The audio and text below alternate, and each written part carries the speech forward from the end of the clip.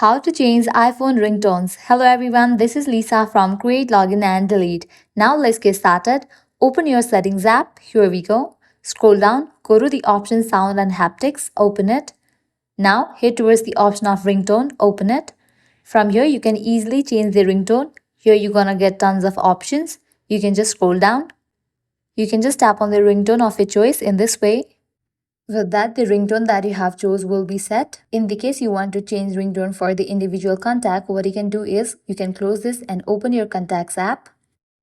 Now open the contact for which you want to change the ringtone. After you open it, at the top right, you'll find the option of edit, tap on it. Now here you will get this option of ringtone, tap on the option default. With that, ringtone options will appear. From here you can choose any of the ringtone. After you select the ringtone of your choice, you can tap on the option of done. You have just set ringtone for this individual contact. So this is how you can simply change iPhone ringtones. I hope now you guys are clear about it. At the end, if you guys find this video helpful, don't forget to like, share and subscribe. Thank you.